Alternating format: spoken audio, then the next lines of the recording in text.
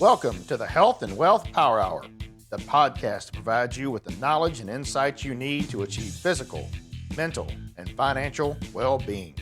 I'm your host, Harlon Pickett, a business consultant who's passionate about helping people achieve a more balanced and healthier life. Each week, we'll deep dive into topics related to health and wealth, including retirement income planning, innovative healthcare solutions, alternative funded health plans, and specific actions individuals and business owners can take to gain control of their finances, have access to affordable quality health care, and achieve peace of mind. We'll also be joined by innovative experts who will share their knowledge and insights on prevalent topics. So, whether you're looking to grow your wealth or improve your health, you've come to the right place. Get ready to be informed, inspired, and empowered. Let's get started. Hey, gang, welcome to another exciting episode of the Health and Wealth Power Hour. I am your host, Harlon Pickett. Appreciate you being with us today. Got a great show. There is no telling where we might go with this gentleman because he has such a wide breadth of information to share with you. He specializes on entrepreneurs and helping entrepreneurs really grow their business, and not just that, but on the financial side. And I'll tell you, one of the biggest things to overcome as an entrepreneur, and we're going to talk about this, I believe, first, is budgeting. How in the world do you do a budget? Most people can't even do a budget for their own household. And now you've got a business you got to fit into that thing. Oh my gosh. It is a lot of times really the elephant that's in the room whenever you're trying to figure out why you're not getting where you need to be. Budget is paramount for this. So welcome aboard, Christian Brim. He is turning passion into profit for entrepreneurs. Thanks for being with us today, buddy. Thank you very much, Harlon. Appreciate it. So let's jump right into that. Budgeting. Okay. I can tell you, I have seen this issue not only as an entrepreneur myself, but so many fellow entrepreneurs that just could not grab hold of that one piece. And because they couldn't do a budget, because they could not grab a hold of that, they failed. And many times they may have been excellent at what they do, yes, but since they couldn't do the budget, couldn't figure that out, couldn't put their arms around it, the business didn't make it. So talk a little bit first about budgeting and what kind of things that you can tell folks to help them along that line. Sure. I actually hate budgets for businesses, and I'll discuss that in a second. But I think what you're saying about people going into business because they're good at something, and then not realizing all the things that go into business or running a business that have nothing to do with the underlying skill, right?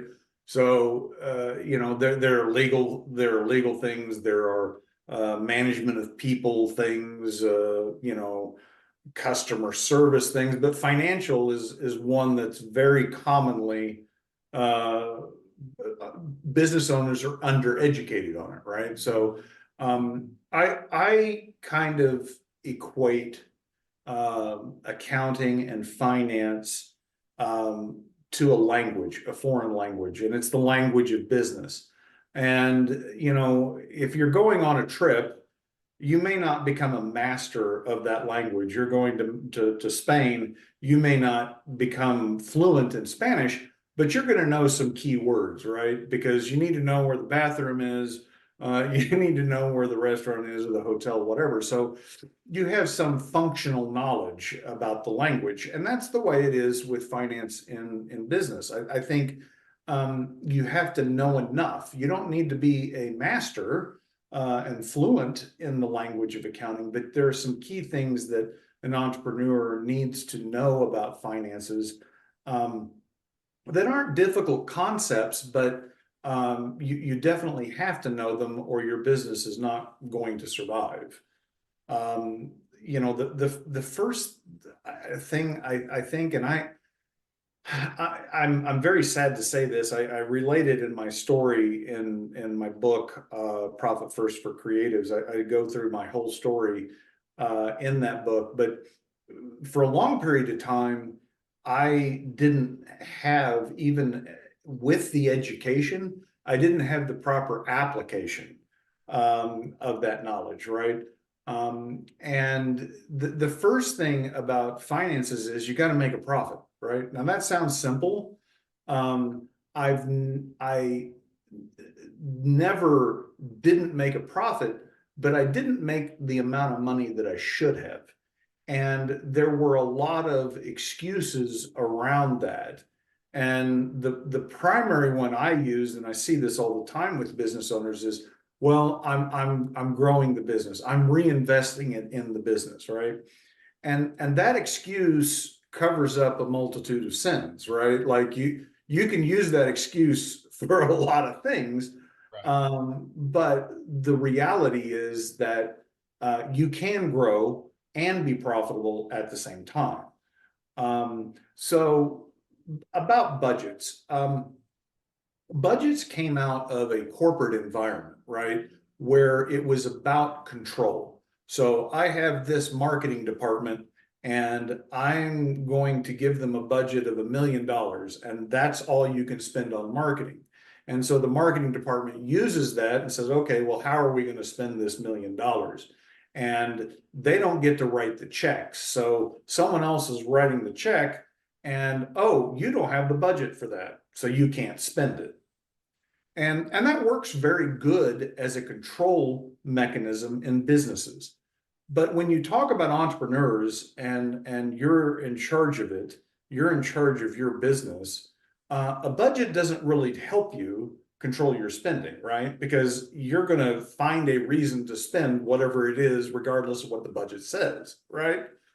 So I feel like the better tool is a forecast where you're looking at your business plan, what you expect to do in the next 12 to 18 months, and you convert that plan to numbers. Like, if I grow this much, if I sell this much, if I hire this person, if I open this new location, what do the dollars look like? And that's a much better tool to use as a business owner, because one, it makes you first think through your decisions to make sure that, yeah, this would work, right? Or see where the holes are. Like, well, I if I do this, I'm all of a sudden not going to be making money. Um, and so it helps you look at your plan, your business plan, and say, is it a good idea or not?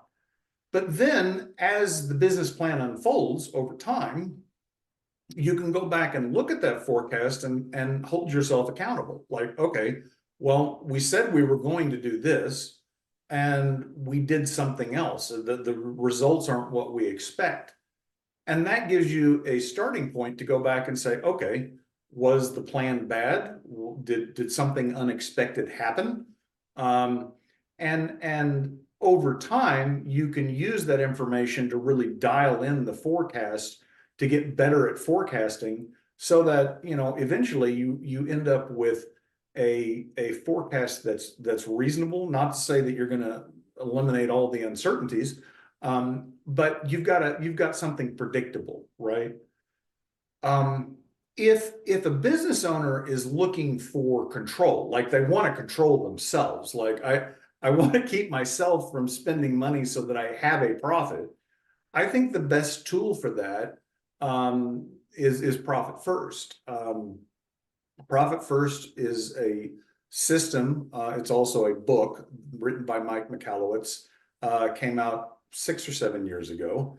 And essentially the structure is to use multiple bank accounts to ensure that your spending stays on track. And it's a very simple process, and it's intuitive when you start looking at it, and it goes along with a lot of psychology that we all have. But it's a very good tool to help you ensure that you have a profit. Now, can you override the process? Yes. Can you implement Profit First and still not make a profit? Yes. If you're hell bent on spending money nothing can help you. And that's why, profit first is a system, it is a process, but it's more than that, in that it's a change in mindset.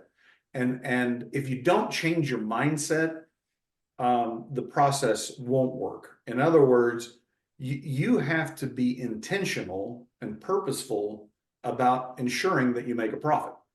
And if you don't change that intent and mindset, then no tool can help you.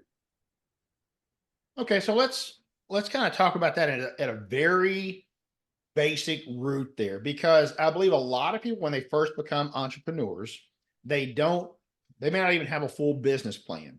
They certainly don't have a forecast. And that's not always across the board, right? Some folks have grander ideas. And so they actually go out and they get someone to give them a bunch of money. And so they have to have all of these things in place.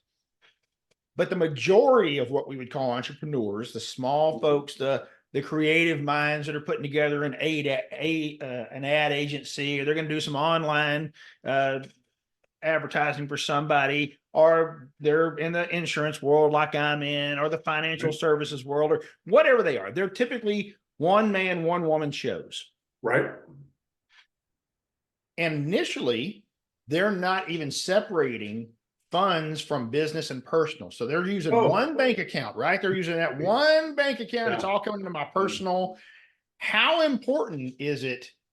And when do you have to have, not just about the profit first, but how important is it to have that separate business account so that you can really see what's happening with your business? Yeah. So it's foundational, and it's foundational for a couple of reasons. The first is, the legal and tax side. So I've had business owners that have come in and they've commingled their business and personal information, financial information, and then they have an audit from some tax authority, the IRS or whatever. And it's a disaster, because as soon as someone comes in and sees that you've mixed your finances, they question everything. Right. It automatically puts you into the column of an enema, a financial enema, basically. Whereas if you have it separated, then the assumption is that you've done your record keeping right. And so then they're going to be looking at exceptions, not everything, right? The second reason I think it's foundational, and I would advise this to anybody starting a business, I don't care how much money you're making, is to set up one business account for your business, but then set up a second account for your profit, and take a small percentage, start with 1% of every deposit, and transfer that into that profit account. And don't look at it, don't touch it. And after 90 days, go back and look at that account and say, there's a lot more money in there than I thought there would be. Every time they're like, oh, wow, that's a lot more money than I thought would be in there. And just starting with that practice really forces you to start thinking about your business in a different way. So let's talk about that for a second. Do you recommend having a separate bank for that, or can you have a separate account at the same bank? Well, that gets into the psychology, right? So you can just set up a separate account at your same bank. I will tell you that there are business owners that go to the extreme of having that profit account at a separate bank, no online access, and dual signature controls, so that if they have to go take money out of that profit account, there are a bunch of breakers in the way. And if you've got to go have a conversation with your spouse or your business partner, or even just yourself driving over to that other bank to take money out, it's a lot more difficult than if it's at the same bank and I can just move it online. That's kind of what I was thinking, is that if you do it at the same bank and all you have to do is click a couple of Right. things, then how difficult is it really? And I would see the temptation to just go ahead and buy what I was going to buy and grab from over here to be just too much for some folks. And they just say, I'm just going to go ahead and do it. Yes, yes, and you know yourself, right? So whatever breakers you need to put in, put in. Um, I relate a story about in the book when we started with Profit First and became part of the Profit First professional network. The requirement is that you implement Profit First in your business. And at the time, our finances were an absolute complicated disaster. We had, I don't know, 6 different companies and ended up setting up 25 different accounts. And we did it all wrong. But what we did right was we put that 1% in that profit account.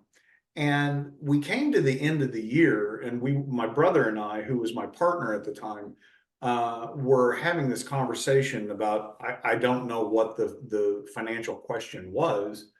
And he handled the finances at that point in the business. And he said, well, we've got that money over in the profit account. And I'm like, I had completely forgotten about it. I literally had completely forgotten about it. Now, the bad part of that story is I went ahead and said, well, take the money out of there and spend it on it, which I shouldn't have done. But the point is that you really can trick yourself and put those processes in place that can ensure that you make a profit.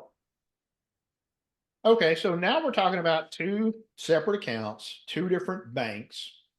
But you had Yes. also mentioned that you guys had like 25 accounts all over the place, but you also had 6 businesses. So in that case, would 12 accounts have been what was appropriate, or did there have to be some additional consolidations? Or where do you stop? And here's what I've also heard. I have an account where I deposit money. Yes. From that account, I move the money over into another account where I pay my bills. Yes. Okay. And so there's some people that work in that way. And then whatever's left is sometimes profit, but sometimes I'm also paying my employees out of this one, or maybe I have another account where I do my overhead for my employees. So now I've got accounts all over the place. Where does it stop? Or Yeah. does it? Is it really depending on the company itself and how you have it managed or who you have managing it, whether that's an accountant or a CFO or a fractional CFO or whatever that looks like? Yeah. So in our situation, we had overly complicated our business structure unnecessarily. And that wasn't really intentional. Some of it was intentional, but some of it was just over time accumulating complexity that didn't need to be there. The 5 bank accounts in Profit First, the 5 standard bank accounts are the deposit account, which you mentioned. So you put all your money in there. Then you have a second account for profit. You have a third account for your taxes. The fourth account is for your pay as the owner. And the fifth account is the operating account where everything else gets paid from. I think there are a lot of reasons you could have additional accounts, but the 5 are standard. The trick is, and the reason why there are 5 is that you're being intentional with your money. So you have the first account, which is kind of like a staging area. People try to skip that account sometimes, and it's like, no, it's part of the process. So everything goes into one account. And then based upon percentages that you've already computed, you transfer a percentage of that balance into the remaining 4 accounts. But there's a key to the order of the accounts. The first is profit. That means that you're intentionally being profitable. The second is taxes. You're intentionally paying the taxes on that profit as you go, so that there's not this scramble at April 15th to figure out how much do I owe and where's the money to pay it. And then the third thing is paying yourself. Now that's different than profit. It's compensation for you to run your household, to maintain your lifestyle. And then the rest goes into the operating account, and that's all you can spend. When you talk about creativity, that's where the rubber meets the road. Is okay, this is all I've got. How do I get done what I need to get done? And you start looking at alternatives, like, do I really need that, or is there a cheaper alternative? I go into this in the book. I have a whole separate chapter. There's only so many expenses you can cut, right? So if you're running a business, you have expenses, and you might be the most shrewd person and cut all your expenses down to the bare minimum, but at some point you're running, there's nothing left to cut. And that's where the power of your pricing comes into play. How you price what you do, because that's being creative with your pricing is your biggest lever to your profit. Again, you can only cut expenses so much, but the idea of the revenue and the pricing, that's virtually unlimited. Okay, so let's let's think about the steps though. You've got someone that's kind of coming in here. Okay, they understand now. You know what? If I don't open up a separate account, am I really in business? Right? Am I really in business if all I'm doing is just putting the money in my personal account? Right. And so they take that first step and they open up that business account. Yes. But we're also talking about the journey is going to require them, if they've got the mindset, the journey is going to require additional bank accounts. But you got to start with that one first business account, right? Correct. Because it's very unlikely someone that, I'll just talk about my industry, someone that's in the insurance industry, they're making enough now that, okay, you know what, I really am in business. I'm going to make it, man. I'm one of the 3% that actually makes it. All right. So they decide they're going to open that business account. They're certainly not, it's not likely they're going to open up all those other accounts right then. Sure. And I'm going to throw it a little bit different direction here. How does that person choose the right business bank? What questions can they ask? What should they really be looking for to help them make the best decision? And I know it can be different for different people, but what are some really fundamental basic things that you really need to know and think about when you're looking for that first business account bank? Yeah. So I'm a recovering banker. Part of my career was as a commercial banker, and it was an awful experience that has led me to dislike bankers for the rest of my life. And it's it was very apparent to me during the pandemic that your choice of bank mattered, because there were a lot of people that were with these large banks. I won't name any of them, but you know who the large national banks are.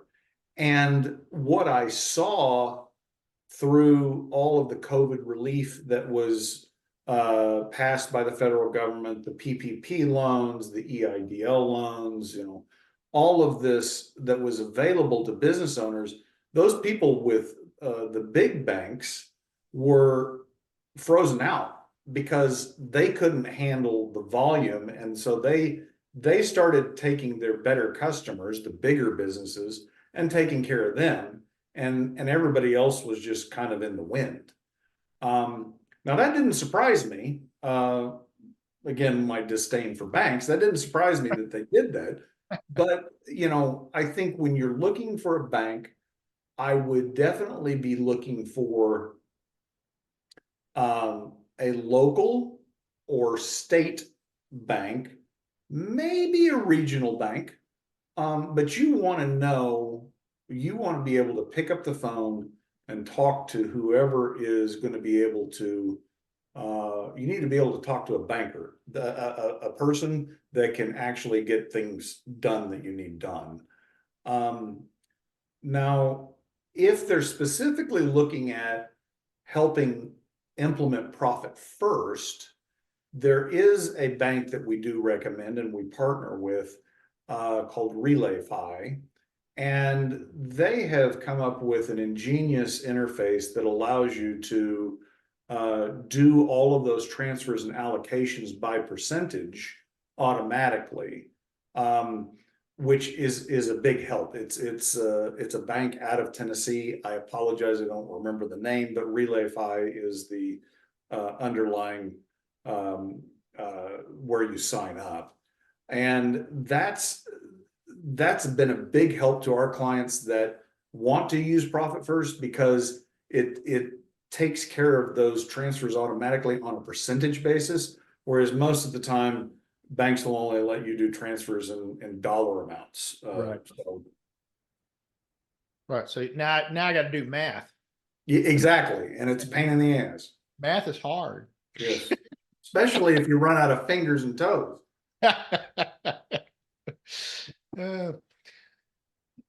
All right. So is there a certain, I don't know that I can say dollar amount, because I think that's different for different people, because you never know where someone's going to start at. But as a general place in business, as an entrepreneur, especially if you're by yourself, is there a certain place that you've reached in your growth, or maybe it is a number of income, or where that you say, hey, you don't want to go past here without really becoming a business, without treating yourself as a business? And I mean, I think that the answer could be you don't want to do anything without thinking yourself as a business. And that would be my answer. okay, all right. Well, and so that's the answer then, because I kind of feel that way, that if you don't treat yourself as a business to begin with, are you a business? Yes. And I think there may be some hesitancy to do that, because people think that they're not big enough. Like, Right. but every single business, Microsoft, Apple, Google, all of them started with nothing, zero. Right.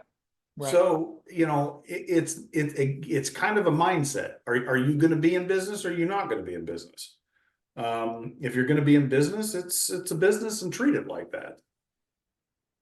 No, and I agree, because I think there's times when people don't do it because they're just going to see how this works out. Yes.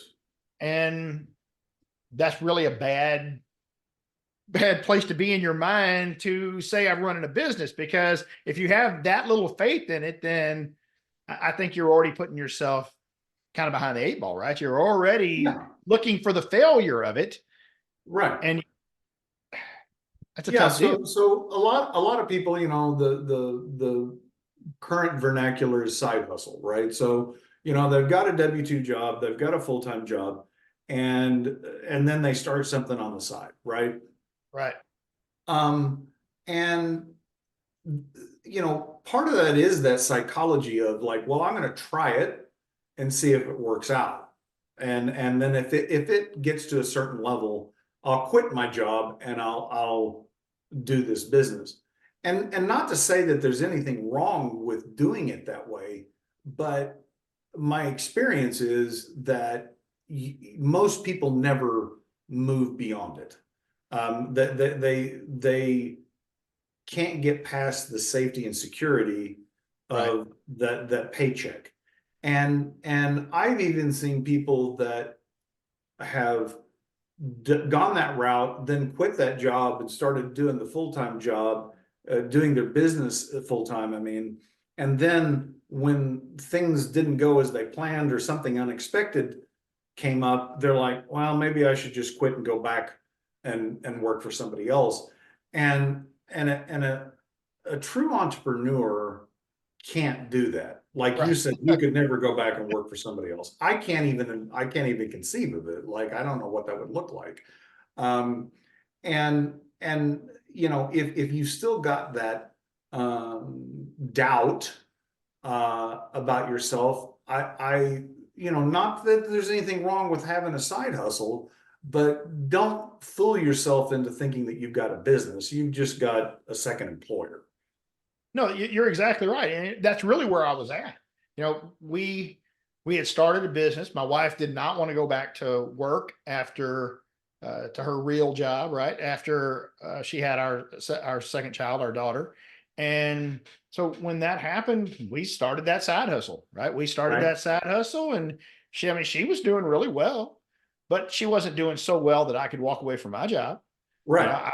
I was still the primary breadwinner, but she was doing as much as she could do on her own.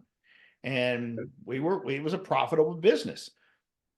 But the interesting thing happened is whenever I was let go, whenever I was laid off, literally the next Monday. So I was let go on a Friday, and the next Monday, we had already doubled our clientele because over the weekend, we were able to take twice as many orders and jobs. We were running a catering business as we had been able to do previously.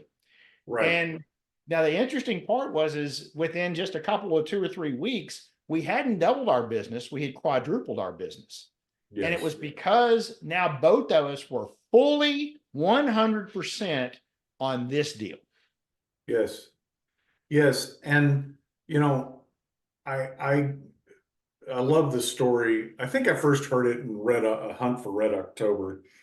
And Sean Connery says, you know, when Cortez reached the New World, he burned his ships so that the crew knew that there was no going back. Yeah, that's right.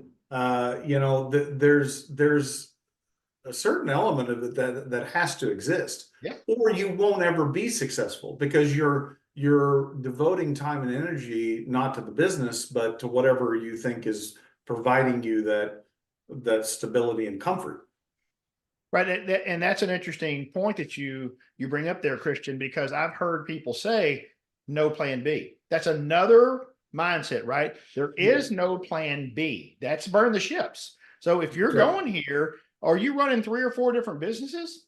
That's not to say that you can't do that, but you're not running those 3 or 4 just in case it's one. I'm running these Right. two in case these other two don't Right. work. No, all of these are going to work.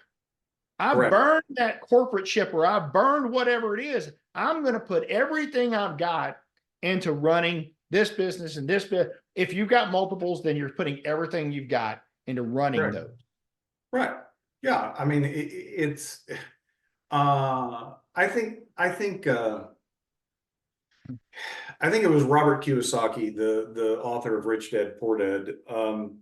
He mentioned that in one of his books of like he was talking about this idea of investment diversification.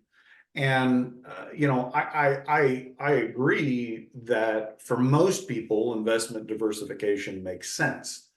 But his statement was, I'm always going to bet on myself. I'm always going to bet on what I'm doing. I don't want someone else making those decisions for me. And that's the entrepreneurial mindset, right? Yeah. Like I'm not relying on somebody else. I'm relying on me.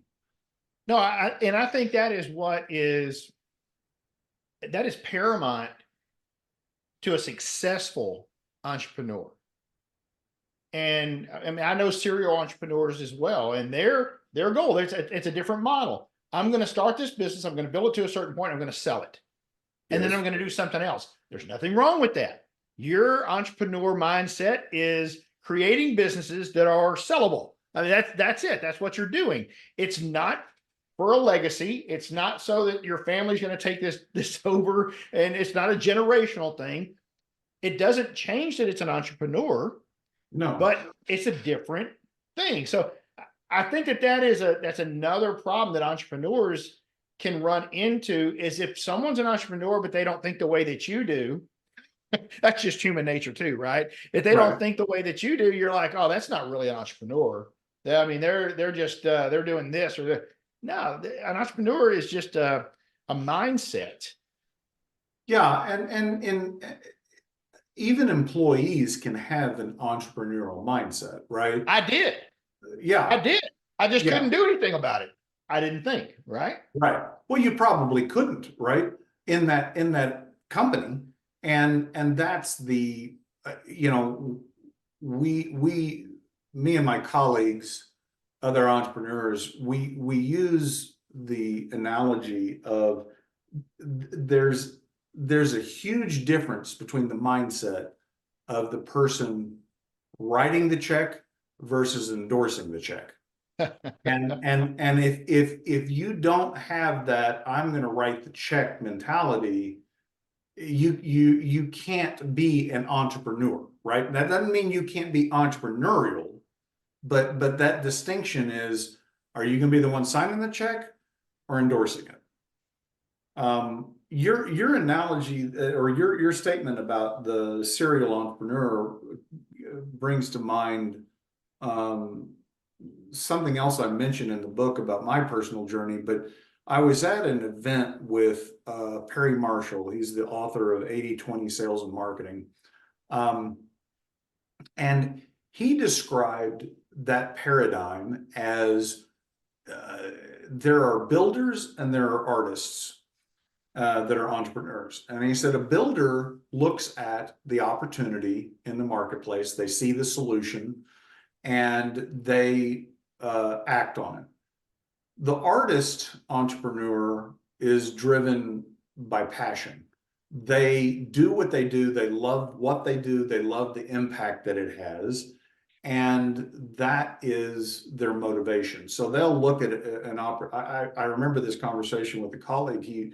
He was looking at getting into a business with all of the new green energy and federal subsidies, and he just saw this pile of money and an opportunity, and he was describing it to me, and I'm like, well, that sounds interesting. I would have no interest in doing that because that's not my passion, right? Like, I'm not going to go start a business just because I see an opportunity, right? It's not that I don't see them. I'm just like, yeah, that doesn't light my fire, right? And I don't think that people are either all builder or all artist, but I'd never realized that I was an artist entrepreneur, right? I'm a CPA. What's artistic about that, right? Um, Mm. but I'm not. I'm an entrepreneur that has certain skills, right? But that doesn't define me. I'm an entrepreneur. Um, I also think that the startup phase of a business and the idea, vision part of running a business is what we as entrepreneurs gravitate to. The running a business is not so exciting to most of us, right? It's, Um, it right. really is. No, no, it's not. And I got to the point 6 or 7 years ago when I was still partners with my brother, and I said, I'm going to leave the business in your hands. I'm going to go off and start a software company because I can't do this anymore. I can't. And I started this software company, and it was 2 years and lots of money, and it did not succeed. And I remember my brother saying, well, what are you going to do if it fails? I said, I don't know, but I'm not coming back and running an accounting firm. Um, because I was so sick of it. I hated it. But what had happened was that my passion had been covered up Yeah. by all of the operational parts of it. And once I found the operational solution so that I didn't have to do it the way I was doing it and implemented that, my passion came back. I'm like, okay, now I'm excited again because to me, I see the impact and I see the parts that intrigue me, and I don't have to get into all of that operational stuff that makes me crazy. Okay, so we've come around to passion, and that's kind of your tagline, right? Turning passion into profit. And you kind of talked a little bit about your journey right there. But before we start really delving into the passion and the profit, that really that's what you're kind of built around now. I want to go back to the beginning for you of where you really realized money can be your friend or money can be your enemy. And that happened to you in your childhood. I think that is a very intriguing story because it really set up everything for the rest of your life. And ironically, made you become a CPA as Yes. kind of a basis. But then, as you just said, your passion wouldn't let you just stay there. So, talk a little bit about that story from your youth. And then let's transition into what it really takes to turn that passion into profit and not just passion into doing something I really love, but I never make anything of it. Yeah. So again, I talk a lot about this in the book is the mindset around money and what, really Rich Dad Poor Dad started that journey for me. I read it while I was still in college or right after college, and just understanding the impact that our childhood has on how we perceive money, how we value money. And the we didn't discuss money a lot growing up. It was just there. Um, my family was in the oil business, made a lot of money, spent more than they made, and when the cycle hits, it always does. It's a capital intensive business, and lots of leverage in that business, and we went bankrupt. The family, it was a couple of generations and uncles, and um, it it went it went south, and we went bankrupt, and I didn't understand at the time how much of an impact that had on me, until I started to look for work beyond the banking. And I was like, I saw it in my family. I see it with these customers at the bank coming in. And I'm like, man, it doesn't have to be this way. Like you can make money and not have anxiety, and not go bankrupt. And I wanted to help other business owners figure that out. I didn't know how, but like that was my motivation.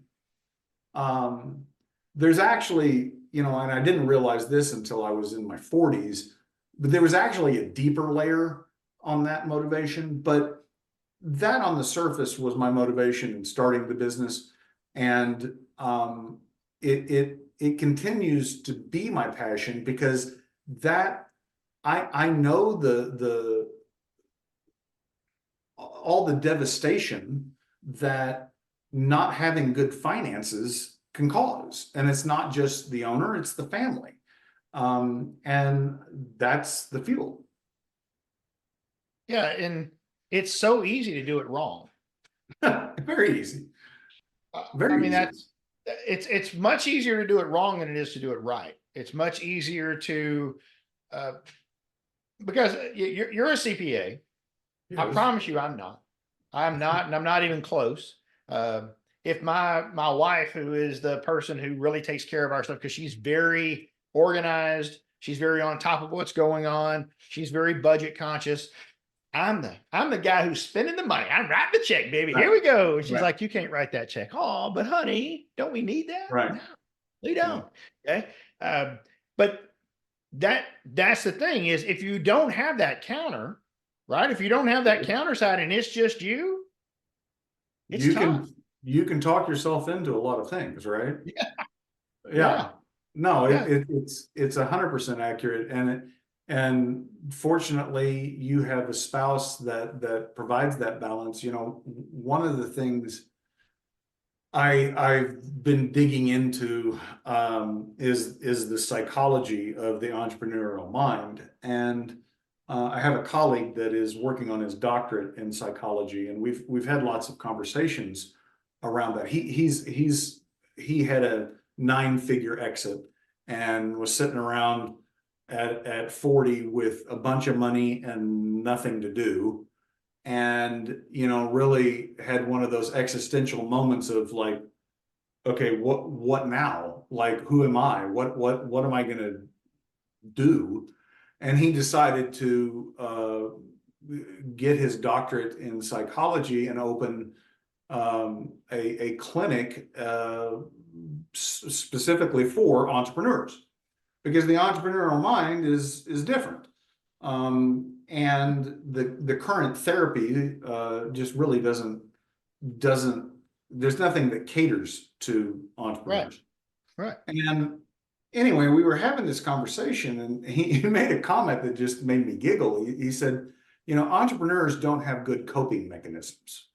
And I'm like, yeah, that's an understatement. I mean, like, we don't. And That is an understatement. yeah, right. And so, we start a business, we build a business, we're excited, we're jazzed, things are going great. And then, it's either successful or not. But at that point, whether it's successful or not, the fun stops, right? And so then it's like, okay, what's next? And the reality is that because the business is within our total control, we use the business as a coping mechanism. And so we control all the variables in the business: who we hire, who we take on as customers or clients, and so it can work until it doesn't, and then it becomes destructive and dysfunctional. And the entrepreneur that never deals with the why, like, why am I doing this? Why am I behaving this way? Is in for trouble, because at some point, whether you're successful or not, it really doesn't matter. Because I've seen my friend who had more money than he and his children and grandchildren could ever spend. He had this existential crisis, like, what now? So whether you're successful or not doesn't matter. You're still going to have to deal with those inner demons and understand what it is that why are you doing this? Why are you doing this business? And Well, I think that's very important too. Yeah, absolutely. and it goes to, I interviewed Todd Henry, who's author of The Accidental Creative, for the book, and we had this conversation around passion. And he said the Greek word for passion, perikos, I think is the name. I don't recall exactly, but he said the Greek word for passion is suffering. And I fact checked him. He is correct.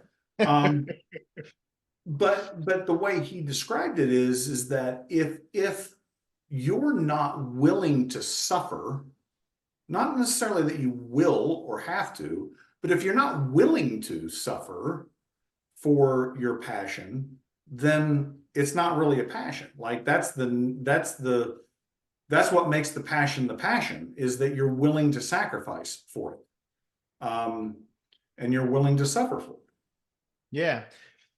Okay, so let's go down that line for just a second, because one of the things that you guys do over at your business core group, you're helping entrepreneurs navigate through all of this, right? You're helping them navigate through all the financial difficulties. You're teaching them processes. You're in fact, in some cases, you are doing it for them, right? As far as you're being hired on as their CFO in essence. Correct. In many different ways. I know you guys do a lot of different services, but that's part of it.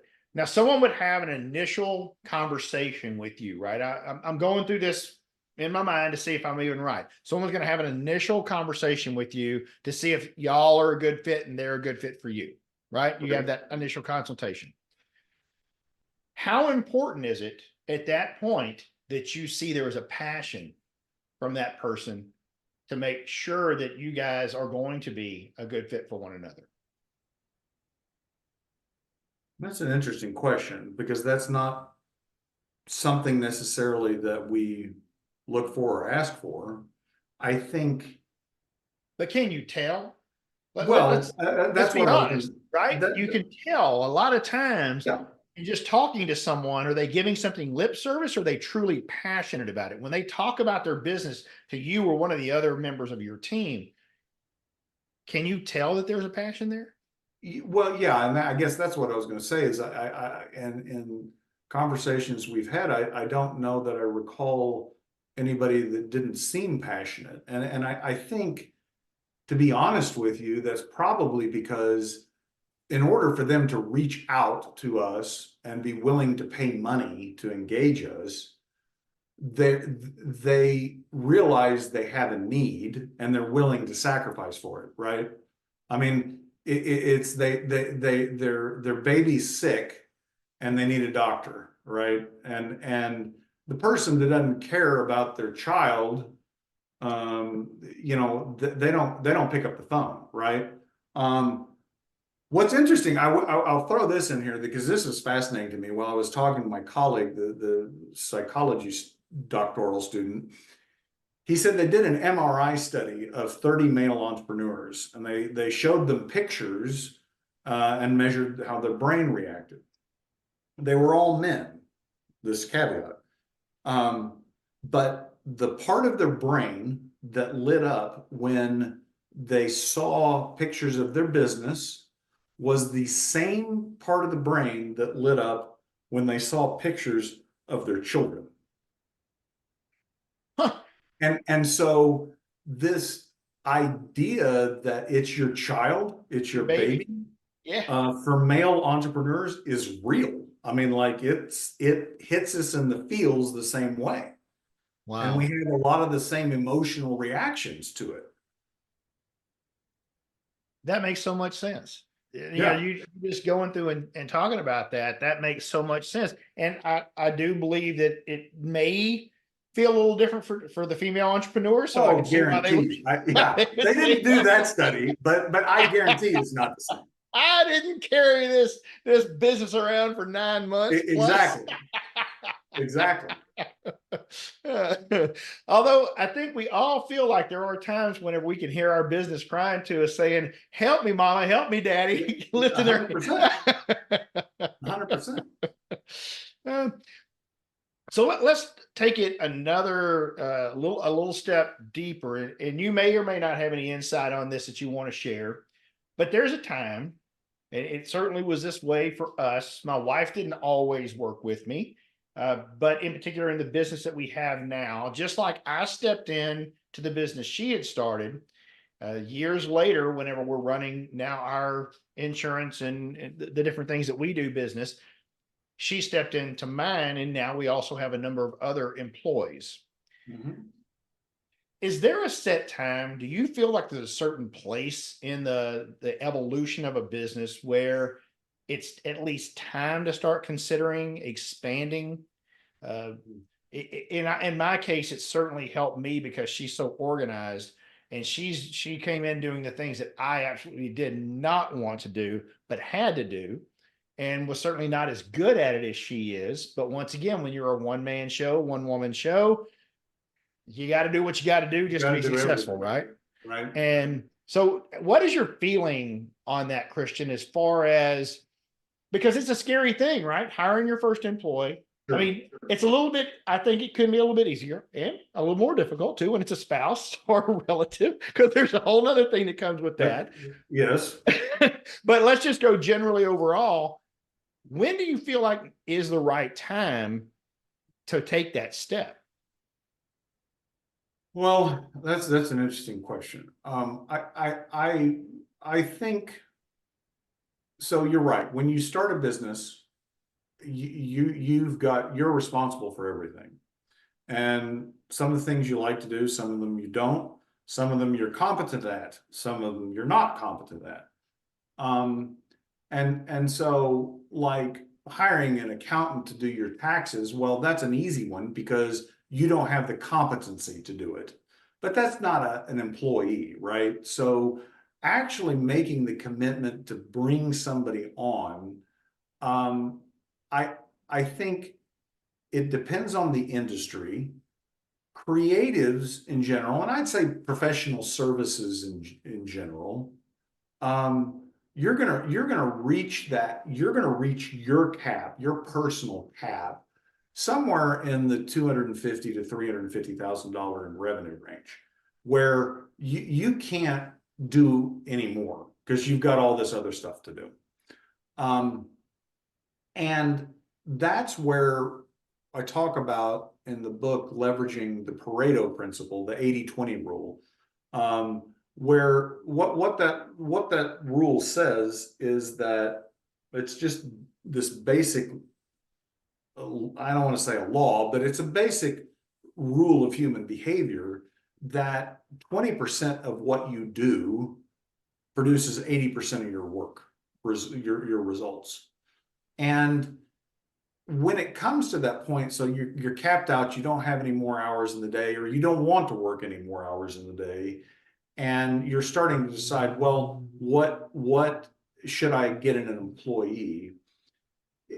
The applying that Pareto principle of saying, okay, have a real clear understanding of what the 20% of the time that you spend on that yields 80% of your productivity.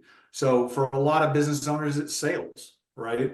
Some not, but usually the owner's the best salesman. And so it might be that you say, well, I'm going to hire somebody to do some of the work, whatever that production work is. So that usually is the first hire, right? And then they focus on bringing the money in. But I think it's probably in that 250 to 350 range. But I'll say, our first year in business, we did $100,000 in revenue, and I already had an employee. But that's because I bought a franchise, and the franchise model was when you reach a certain level, you hire your first bookkeeper, like that this is the model. And so I followed the model. So I'm not saying you can't hire somebody before that. I'm just saying that's usually where you start running out of gas. Right. Yeah, there's no doubt there are some models, especially franchise and different things, where you've got to have employees from day one. Right. You decide you're opening a restaurant, it ain't just you. Yeah. Okay. Right. A food truck, maybe. A restaurant, not so much, right? With the catering business, regardless of the fact that my wife was the only one working it, every evening after I got off my real job, I was cooking to make sure she had stuff for the next day. Right. So while I wasn't the employee, I was still working in the business. And I think that's one of the things that we can overlook sometimes is we don't want to add somebody, but you'll never get the growth that you're looking for without adding people. You just cannot do it all. You're never going to get to those multi-figures, to that bigger amount. You just can't do it. No, and it was described to me by one of my colleagues. I was trying to decide to hire somebody or not, and they said, well, what would you have to pay this person? And at that time, I think it was like $60,000 and a year to pay this person. And he said, well, if you don't hire them, you just took on a $60,000 a year job. And I was like, oh, okay. I hadn't thought about it that way. Yeah. Right. Yeah. Well, and think about it. Okay. So let's think about it in a couple different ways. I'm doing a 60,000 a year job, but how good a job am I doing? 100%. Yeah, and that's exactly right. And my ego got in the way of that for a long time because I had this opinion that I could do, and I can't believe I was such an asshole to actually say this, out loud to someone else, but I did. And I said, I can do everything in this business better than anybody here. And that was my ego. That was my mindset. And I can't believe that I actually thought that. But the reality is that I'm not an expert at everything. That not only am I not an expert, there are things, there are skills that I don't have, but you know what? If you don't want to do something, even though you can do it, you're never going to be good at it. Like if you don't want to do it, you're never going to be good at it. You may get by, but you're not going to be good at it, right? No, exactly. And once again, it's such a tough deal as an entrepreneur to get over yourself, right? Kind of what you just said. You got to get over yourself. 100%. Well, man, I sure appreciate the time that you have spent with us. You have given us some great things to think about. I mean, if you're an entrepreneur out there, there's no doubt that you've had, at least if you haven't had major financial struggles, you've had thoughts about, am I doing things right or wrong? And I promise you, it's very unlikely, unless you've read the book Profit First, that you ever thought I needed 5 bank accounts. So right. If you've never even heard of that, I would do, if I were you out there listening right now, I would set up an appointment with Christian Brim just so I could say, all right, tell me about them 5 bank accounts and explain to me again why I need those. I'll be happy to. Yeah. And so folks, you can go out to coregroupsus.com. That's core, CORE groupus.com. You can go out there. I think they can see something about your book out there too, right? They can see information about your book that's coming out soon. Yes, sir. It came out last week, as a matter of fact. It is the URL is Profit First, the number 4 creatives.com. All right. And they can find that there. I also can set up a time to have a consultation with you and one of your team. Absolutely. To see if you can help them, and they can help you as far as be another member with you guys to help them through the process of getting their finances in order. Absolutely. Harlan, I appreciate your time and inviting me. It's been yes, sir. Very much. It was very, very enlightening. And maybe we can have you on again in the future. We just really touched on a couple of the things, of the many things that you have some expertise on. So love to have you back on another time so we can go down another rabbit hole, Christian. Sounds great. Thank you, Harlan. All right, buddy. Hey, man, you have a super blessed rest of your week, and we will catch you next time on the Health and Wealth Power Hour. Okay, buddy? Thank you. All right. Okay, gang. And don't forget about a number of events that we have still coming up. You can, of course, catch me every Monday on the Kickstart. So the Kickstart is 10 a.m. Central Time each and every week. You can catch it on Monday. We let you know what's going on in the industry, help you stay abreast of all the things in healthcare and health insurance, make sure that you can help your clients in the very best way. And we want to make sure that you are the expert. You can help people better by knowing what's going on. You can also catch up with past episodes of the Health and Wealth Power Hour out at hwpowerhour.com, or of course at any of the locations where you use or you get access to your podcast. Then one other event that we have every month, and that is the Why Does Healthcare Suck series. You can check that out on the last Tuesday of each month on LinkedIn. It's typically a link to an audio room. Go and check that 11 a.m. Central Time, last Tuesday of each month. Thanks again for being with us, and we'll catch you next time on the Health and Wealth Power Hour. We are out.